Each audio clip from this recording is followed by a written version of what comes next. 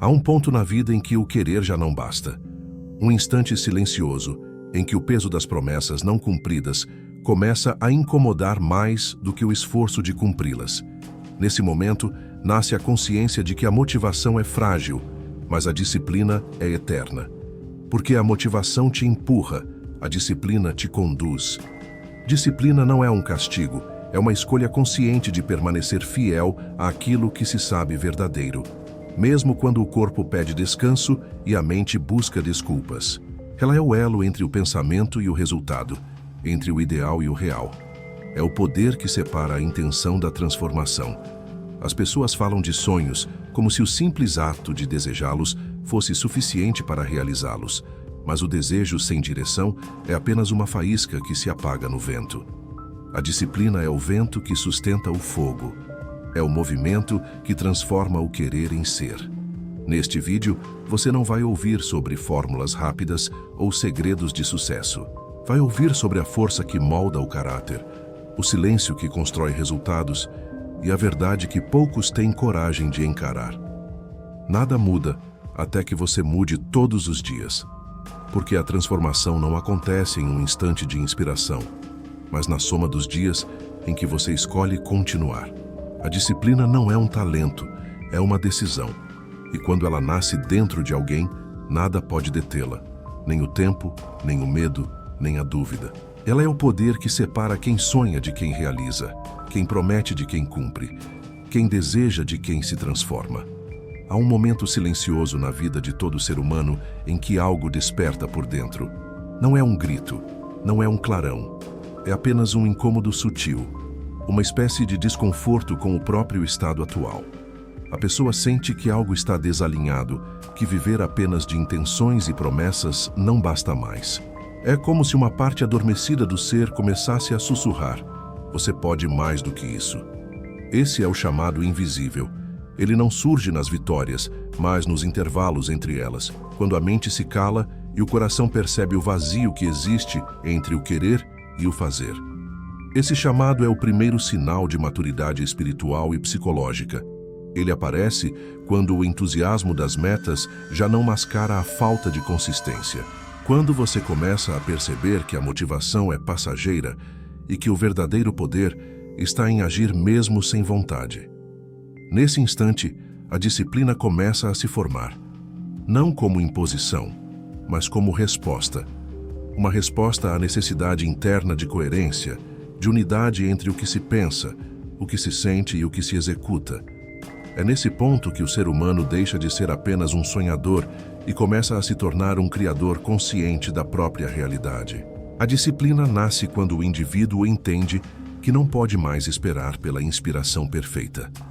Ela surge como um pacto silencioso com o próprio destino. Um compromisso de continuar, mesmo que as circunstâncias não ofereçam garantias. É a transição entre o idealismo e a prática. William James dizia que o caráter é a soma dos hábitos escolhidos. E é exatamente isso. Cada escolha, cada ato repetido, cada instante de renúncia, molda a estrutura invisível daquilo que você se tornará. A disciplina é a escultura da alma através da ação. O chamado invisível também é um convite ao confronto. Porque, ao decidir mudar, você desperta todas as forças internas que preferem a estagnação. O corpo busca conforto, a mente busca desculpas, e o ego tenta preservar a velha identidade. Mas a voz interior não se cala. Ela insiste, mesmo quando tudo à sua volta parece pedir rendição. É uma voz que não grita, mas que também nunca desaparece. Ela é a lembrança constante de que a transformação começa quando você para de negociar com as suas próprias limitações. Responder a esse chamado é um ato de coragem. É olhar para dentro e admitir que a distância entre quem você é e quem você deseja ser está nas escolhas diárias. A disciplina é o primeiro passo concreto nessa travessia. Ela não exige perfeição, apenas decisão.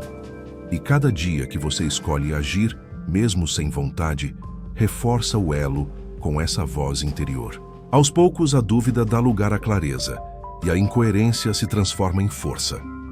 Aqueles que ignoram esse chamado continuarão presos ao ciclo das intenções. Viverão à mercê do entusiasmo, sempre recomeçando, mas nunca permanecendo. Já os que o escutam, os que decidem atender, descobrem que o poder de mudar a própria vida não está em esperar o momento certo, mas em criá-lo. Esse é o ponto onde o querer se dissolve e nasce o ser. Quando você entende que disciplina não é prisão, mas liberdade de ser fiel àquilo que escolheu conscientemente, o mundo começa a se reorganizar ao seu redor.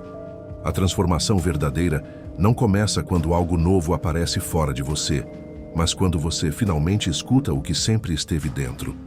O chamado invisível é o primeiro som da sua verdadeira voz. E quando você responde a ela, nada permanece igual. Existe um tipo de ilusão que seduz até as mentes mais disciplinadas. A sensação de estar evoluindo apenas porque se está pensando em mudar. É o conforto disfarçado de progresso, uma armadilha sutil do ego que confunde movimento com avanço.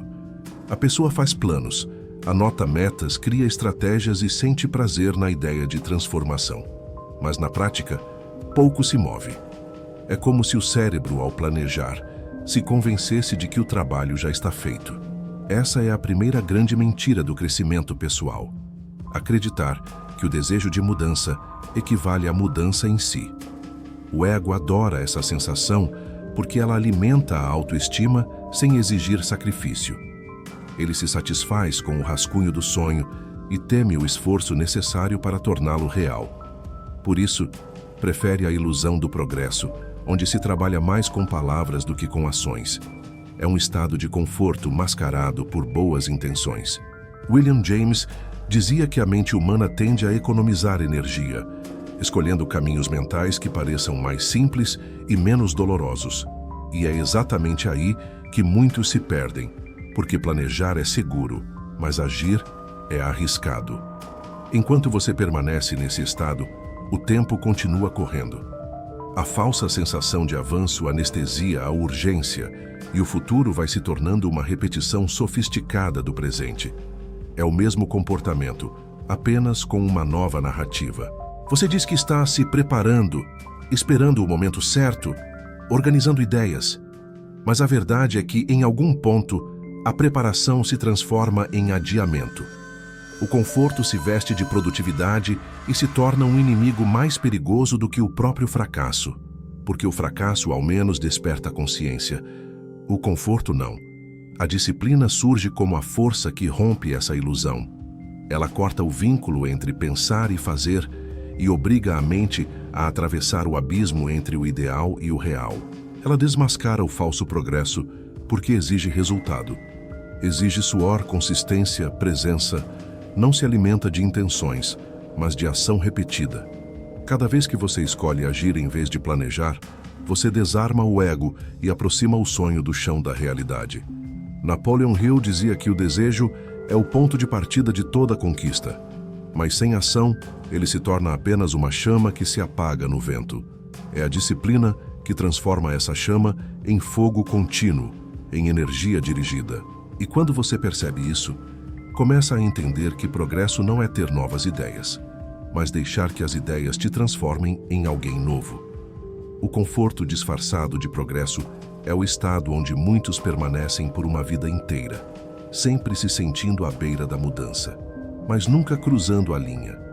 É o labirinto das intenções. Escapar dele exige humildade para admitir que pensar não é o mesmo que fazer e que a clareza só nasce da prática. A verdadeira transformação começa no momento em que você decide sair da mente e entrar no mundo. A disciplina é o fio condutor que liga essa decisão à realidade. Ela te arranca da paralisia confortável e te coloca no terreno da ação concreta. Quando isso acontece, o conforto dá lugar à convicção, e o progresso deixa de ser fantasia para se tornar experiência. É aí que o querer finalmente se transforma em ser. Todo o processo de transformação começa com um impulso. No início existe energia, entusiasmo, a sensação de que nada poderá impedir o avanço. Mas esse estado não dura. Em algum ponto, inevitavelmente, o impulso desaparece. É o momento em que o entusiasmo se dissolve e o caminho se torna árido. Essa é a queda do impulso, o ponto exato onde a maioria desiste, porque acredita que a falta de motivação é sinal de fracasso. Na verdade, é o contrário. A queda do impulso é a prova de que você está entrando no território real da mudança. Motivação é emoção, e toda emoção é impermanente. Ela nasce, cresce e morre. Se o seu compromisso depende dela, o seu progresso será cíclico. Começa forte, morre rápido e recomeça do zero. A disciplina, por outro lado, não precisa de emoção. Ela é construída no campo seco do cotidiano, quando a mente quer parar e o corpo quer descanso. É aí que nasce o verdadeiro poder, o poder de continuar mesmo quando não há mais prazer. William James observou que os hábitos não se formam em momentos de euforia, mas nos instantes de resistência. Quando o impulso cai, o cérebro tenta retornar ao padrão antigo, aquele onde o conforto é rei e a mudança parece desnecessária. É o mecanismo natural da mente tentando te proteger do esforço. Mas esse é o ponto de virada. Ou você cede e volta ao início, ou atravessa a resistência e descobre uma nova força dentro de si. A queda do impulso é o teste que separa quem sonha de quem realiza. É nela que se mede a sinceridade do propósito. Muitos acreditam que precisam se sentir inspirados para agir, quando na verdade é a ação que cria a inspiração. O movimento precede o sentimento. Cada passo dado sem vontade é um golpe certeiro na fraqueza que tenta te manter preso ao mesmo lugar. Napoleon Hill dizia que a persistência é a irmã gêmea da fé. Persistir é acreditar mesmo quando nada parece estar acontecendo. É continuar plantando quando o solo parece infértil, porque você sabe que a semente está viva, mesmo que ainda não se veja o broto. Essa é a essência da disciplina. Agir sem depender da emoção, confiar no processo quando o resultado ainda é invisível. A queda do impulso é o momento em que o caminho deixa de ser sobre motivação e passa a ser sobre compromisso.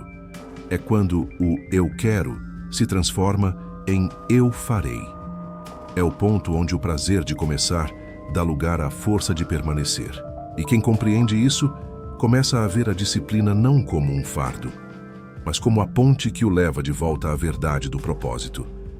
Quando o impulso cai, o silêncio chega. É nesse silêncio que se revela quem você realmente é. Sem aplausos, sem emoção, sem promessas, só você, a tarefa e o compromisso de continuar.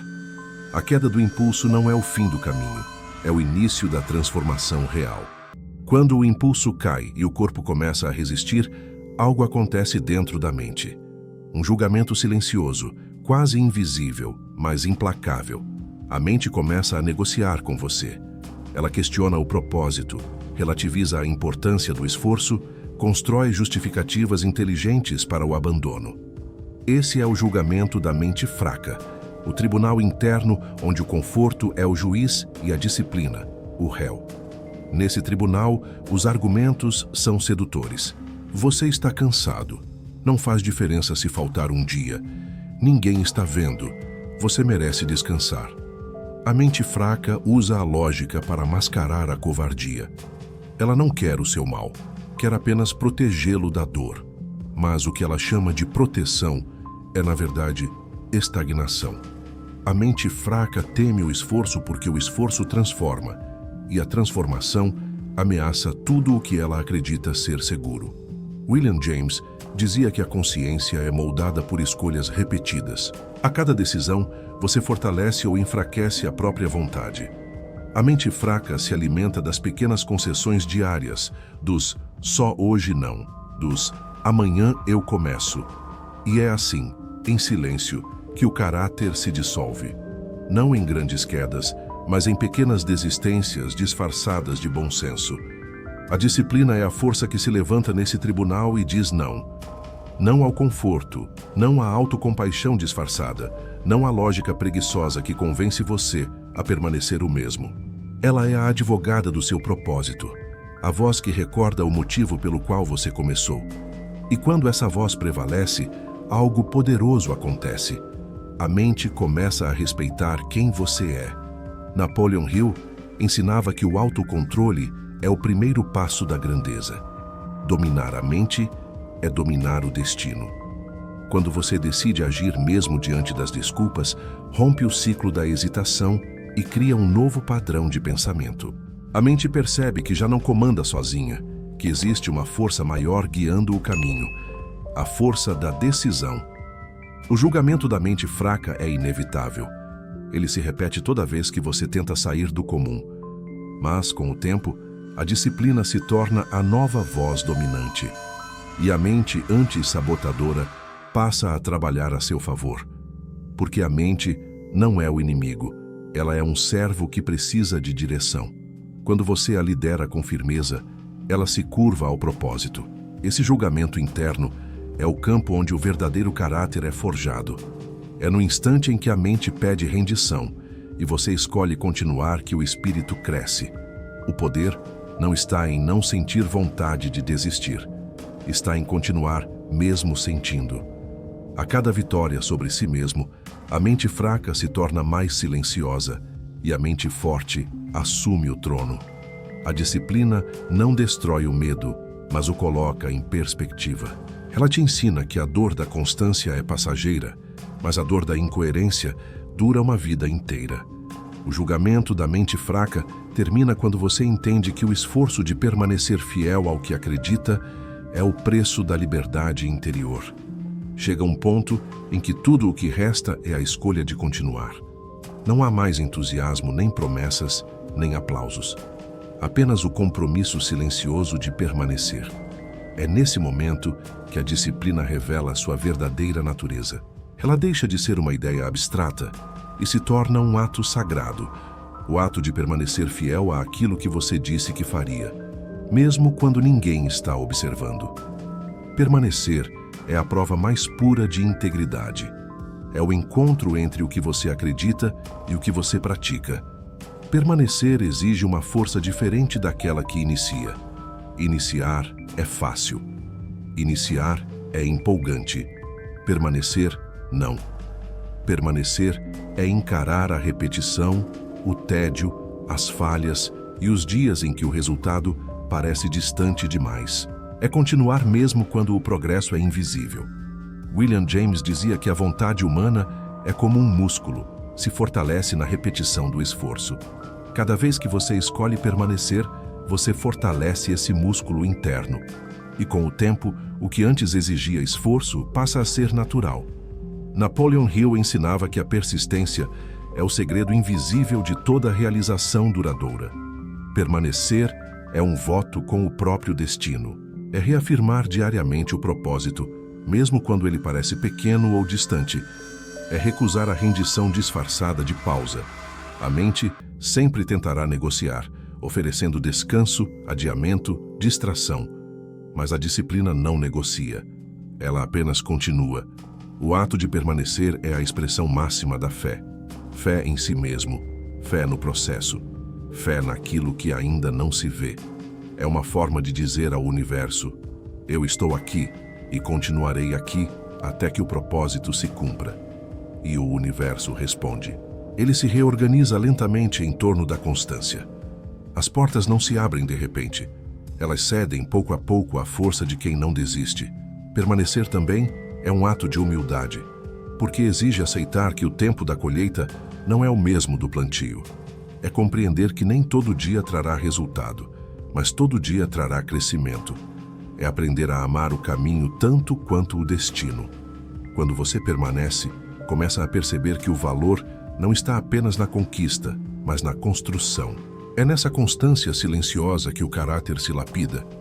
O ato de permanecer transforma a mente inquieta em mente estável, o desejo passageiro em convicção duradoura. Você deixa de buscar motivação e passa a buscar coerência. Porque no fim, permanecer é escolher ser íntegro com o próprio propósito. E essa integridade cria poder. Há uma serenidade em quem permanece, um tipo de paz que nasce da certeza de que não é o sucesso que define o valor de um esforço, mas a fidelidade ao propósito. O ato de permanecer é a fundação da transformação. É ele que separa o instante de brilho da construção duradoura. Quem permanece vence o tempo, vence a dúvida e, principalmente, vence a si mesmo. O tempo é o juiz invisível de toda transformação. No início, ele parece um inimigo lento e implacável, como se conspirasse contra a pressa humana. Mas, com o amadurecimento da disciplina, ele se revela um aliado silencioso, aquele que molda, testa e fortalece o propósito. A maioria o teme, como se o tempo fosse o obstáculo que separa o sonho da realização. Na verdade, o tempo é o terreno onde a transformação acontece. Sem ele, nada amadurece, nada se torna real, nada se consolida. Vivemos em uma era que confunde rapidez com progresso. Queremos resultados imediatos, recompensas instantâneas, mudanças que se possam medir em dias. Mas a disciplina segue outra lógica. Ela não trabalha na velocidade do impulso, mas na cadência da consistência. O tempo é o elemento invisível que transforma a repetição em maestria, o esforço em naturalidade, o hábito em identidade. William James descreveu o tempo como o palco onde a mente cria padrões. E esses padrões, quando repetidos com consciência, constroem a alma de um novo ser. No início da jornada, o tempo parece cruel. Você planta e nada nasce, trabalha e nada muda. O progresso é lento, quase imperceptível. É nessa fase que muitos desistem, confundindo lentidão com fracasso. Mas o tempo não está atrasando nada. Ele está te testando, está perguntando: você realmente quer isso? Está disposto a esperar, a continuar, a amadurecer? O tempo não nega o propósito de ninguém, apenas o prova.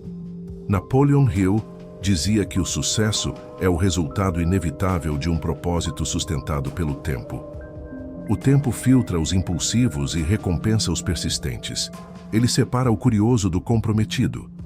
Porque quem age apenas quando apressa, desiste quando o progresso desacelera. Já quem entende o tempo como parte do processo, encontra força justamente na espera. A disciplina transforma a percepção do tempo. O que antes parecia demora, passa a ser lapidação. Cada dia se torna uma oportunidade de consolidar o que foi construído. O tempo que antes parecia um fardo, passa a ser um espelho da evolução interna. Você começa a enxergar que crescer rápido é fácil, mas permanecer é arte. E essa arte é esculpida lentamente, no ritmo silencioso da constância. Com o tempo como aliado, a ansiedade perde o poder. Você deixa de correr para chegar e começa a caminhar para permanecer. O foco deixa de ser o resultado e passa a ser o processo. O tempo, então, deixa de ser um obstáculo e se torna o solo fértil onde o propósito cria raízes. É ele que dá profundidade à transformação, que transforma desejo em estrutura e esforço em legado. Quando a disciplina e o tempo se unem, algo grandioso acontece. O impossível começa a ceder.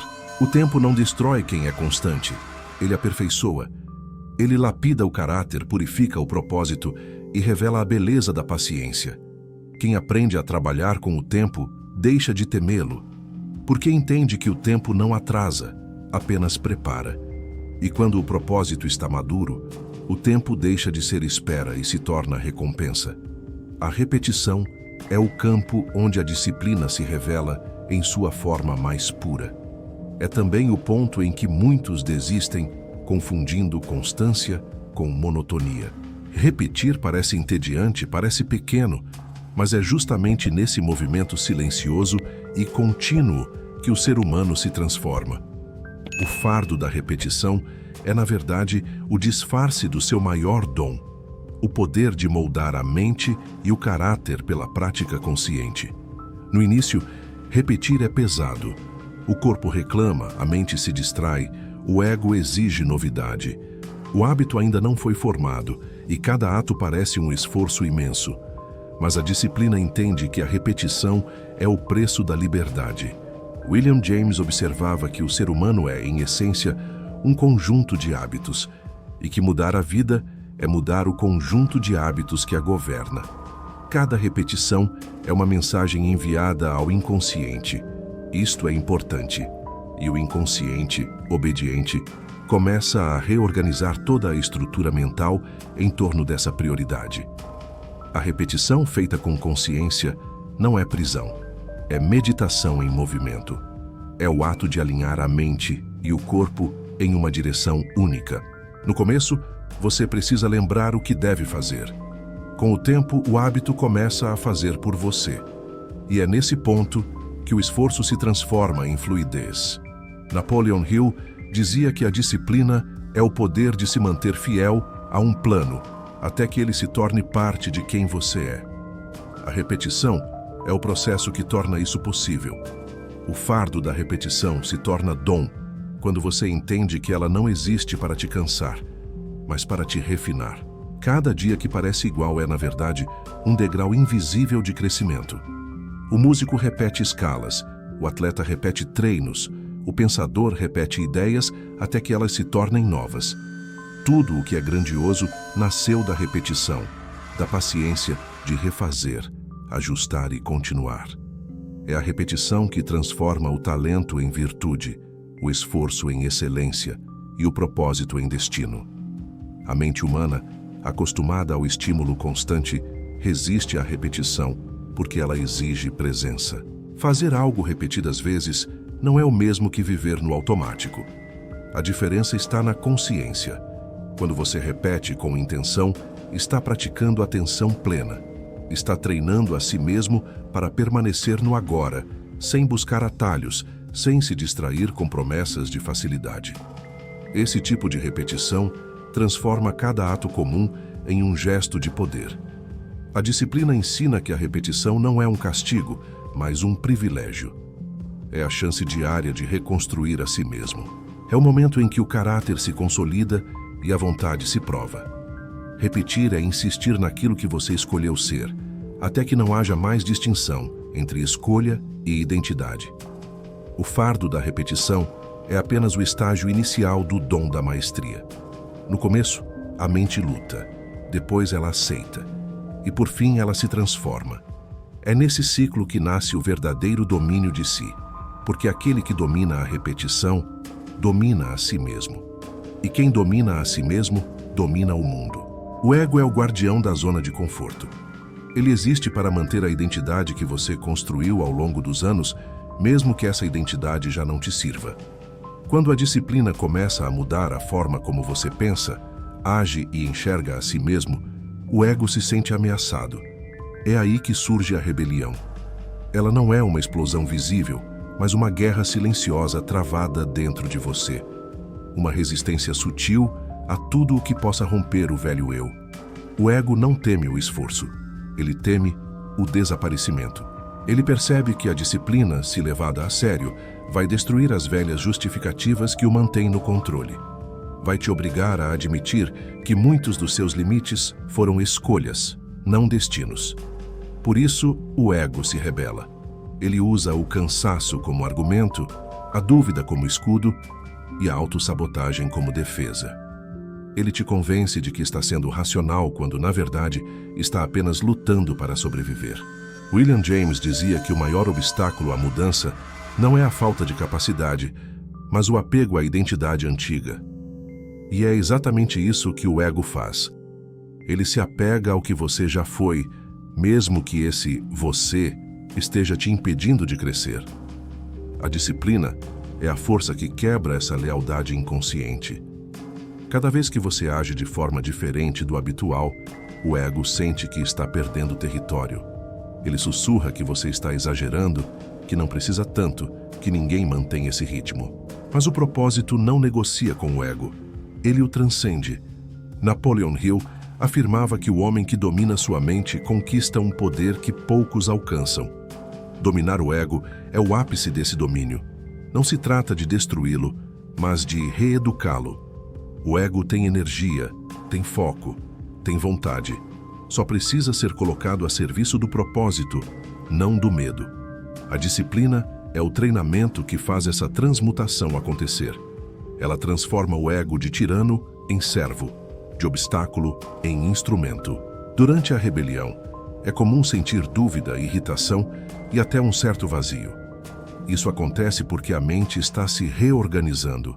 O antigo padrão de prazer imediato começa a perder força e o novo padrão de esforço consciente ainda não se consolidou. Você está entre dois mundos, o velho eu que quer sobreviver e o novo eu que quer nascer. Esse intervalo é desconfortável, mas é também o espaço sagrado da metamorfose.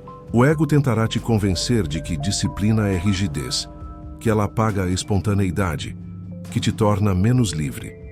A verdade é o oposto. A disciplina é o que te liberta do domínio do próprio ego. Ela te devolve o controle sobre a mente, permitindo que você haja por escolha, não por impulso. O ego busca poder sobre os outros. A disciplina busca poder sobre si. A rebelião do ego não é sinal de fraqueza, é sinal de avanço. Ninguém enfrenta a resistência se não estiver atravessando fronteiras internas. Quando o ego se agita, é porque o velho eu está morrendo. E toda morte interna antecede um renascimento. Aceite a rebelião como parte do processo. Não lute contra o ego. Supere-o pela constância. Porque quando o ego finalmente se curva à disciplina, o verdadeiro eu desperta. O sacrifício é uma palavra que o mundo moderno tenta evitar. Ele soa pesado, antiquado, desconfortável. Mas toda transformação real nasce do sacrifício, não de dor gratuita, mas da renúncia consciente ao que limita o crescimento. A disciplina é a forma mais elevada de sacrifício, porque exige a entrega diária da vontade imediata em nome de um propósito maior. É o exercício de permanecer inteiro quando a mente quer escapar e o corpo pede alívio. O verdadeiro sacrifício não é sofrer, é escolher com lucidez o que precisa ser deixado para trás. É abrir mão do prazer fácil, da distração constante, do hábito que anestesia. É dizer não a tudo o que não conduz à coerência entre o que você é e o que pretende ser. William James via o sacrifício como um ato de consciência ampliada, a capacidade de escolher a dor necessária em vez da fuga confortável. A disciplina faz exatamente isso. Ela ensina a suportar o desconforto que cura, em vez de buscar o alívio que adoece. No começo, o sacrifício parece perda. O tempo investido, o esforço contínuo, a paciência forçada, tudo soa como privação. Mas com o tempo, a percepção muda. Você percebe que o sacrifício não tira, ele devolve. Devolve clareza, autodomínio, propósito. O que parecia custo se revela investimento. É nesse ponto que o sacrifício se transforma em presença. Porque quando você se entrega por inteiro a uma tarefa, ela deixa de ser peso e se torna prática espiritual. Napoleon Hill ensinava que cada ato disciplinado é uma semente plantada na terra da persistência. O sacrifício é o ato de plantar sem exigir colheita imediata. É a confiança de que o resultado virá no tempo certo, mesmo que os olhos ainda não o vejam. O poder de suportar o intervalo entre o esforço e o resultado é o que define os que realizam. E esse poder nasce da presença, de estar completamente envolvido no que se faz, mesmo quando não há prazer aparente. A presença no sacrifício é o momento em que o sofrimento se transforma em sentido. O corpo pode cansar, mas o espírito desperta. Você percebe que não está perdendo nada, está ganhando consistência, força e coerência. O que antes parecia esforço se torna entrega. É o instante em que a mente se aquieta e o ato se torna meditação.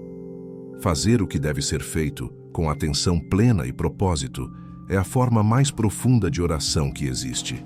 O sacrifício não é o oposto da felicidade, é o caminho para ela. Porque não há alegria verdadeira sem propósito, e não há propósito sem entrega. O que diferencia o sacrifício destrutivo do sacrifício consciente é a intenção. Quando o sacrifício é movido pelo medo, ele consome. Quando é movido pela consciência, ele transforma. A presença no sacrifício é o ponto em que o ser humano deixa de buscar recompensas e começa a buscar significado. E o significado é o que sustenta a alma quando o corpo vacila. A disciplina, então, deixa de ser dever e se torna devoção. Uma forma de honrar o próprio destino com atos consistentes. Porque, no fim, o sacrifício não é sobre perder algo, mas sobre se tornar alguém. Há um momento em toda a jornada disciplinada em que o barulho do progresso desaparece. Você continua agindo, continua cumprindo seu propósito, mas o mundo parece não responder. Os resultados não aparecem, o reconhecimento não vem e o esforço parece se perder no vazio. Esse é o silêncio dos resultados, o período mais perigoso e ao mesmo tempo mais fértil da transformação. É aqui que muitos desistem, porque confundem a ausência de aplauso com a ausência de avanço. Mas o silêncio é parte essencial do processo. É nele que a mudança acontece sem testemunhas, como a semente que germina no escuro da terra. O barulho pertence aos começos, a maturidade se faz em silêncio. William James dizia que o crescimento psicológico é um processo subterrâneo, lento e invisível, até que de repente se torna evidente. A disciplina te ensina a confiar nesse invisível, a continuar regando mesmo quando o solo parece estéril. O ego, no entanto, não suporta o silêncio. Ele quer provas, quer visibilidade, quer validação. Ele mede o progresso em aplausos e se desespera quando o retorno não é imediato. É por isso que tantos abandonam o caminho no exato momento em que a transformação está prestes a consolidar-se.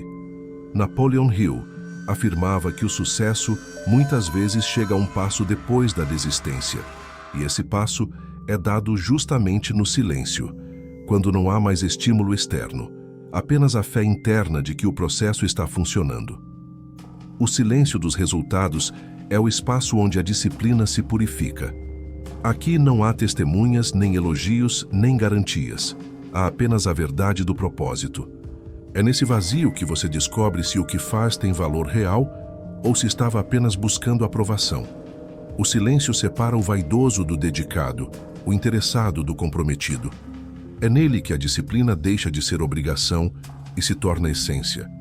A ausência de resultados visíveis também tem uma função psicológica profunda. Ela quebra a dependência da recompensa imediata. Ensina paciência, humildade e desapego. O mundo pode não estar vendo, mas a mente está sendo moldada. O hábito está se consolidando. O caráter está sendo forjado. É o tipo de progresso que não aparece em números, mas se revela na postura, na clareza e na força interior. A disciplina ensina a aceitar o silêncio como sinal de maturação, não de estagnação. Porque quando o barulho dos resultados finalmente chega, ele vem como consequência inevitável de tudo o que foi construído em segredo. O sucesso, quando vem, não surpreende quem foi disciplinado, apenas confirma o que ele já sabia, que o tempo nunca falha com quem permanece fiel. O silêncio dos resultados é o intervalo em que o universo observa se você realmente merece o que pede. E quem continua mesmo sem aplauso, mostra que não está fazendo para provar nada, mas porque encontrou sentido no próprio fazer. Quando você alcança esse estado, a jornada deixa de depender de recompensas e se transforma em expressão natural do seu ser. O verdadeiro poder nasce aí, no ponto em que o esforço se torna parte de quem você é e o silêncio deixa de incomodar, porque se transformou em paz. A maioria das pessoas acredita que liberdade é fazer o que se quer, mas esse é o primeiro engano da mente indisciplinada. Fazer o que se quer é ser escravo dos impulsos. A verdadeira liberdade nasce quando a vontade se submete ao propósito, quando você deixa de agir pelo desejo momentâneo e passa a agir por consciência. A libertação da vontade acontece no exato ponto em que a disciplina deixa de ser obrigação e se torna natureza. É quando o que antes exigia esforço passa a ser parte de quem você é. William James dizia que a vontade não é uma força mágica, mas uma função treinável da mente. Assim como o corpo se fortalece com o exercício, a vontade se fortalece com a prática diária da disciplina. No início, ela precisa ser empurrada. Depois, começa a se mover sozinha. E quando esse estágio é alcançado, nasce algo raro: o equilíbrio entre desejo e dever. Você já não luta contra si mesmo, porque o que deseja é o mesmo que deve ser feito. Napoleon Hill chamava isso de estado de harmonia mental.